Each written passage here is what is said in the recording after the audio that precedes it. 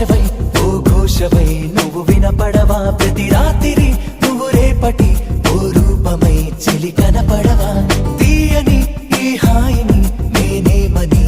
కానగలను ధన్యోస్మని ఈ జన్మని ఈ కంకితం ముడిపడగలను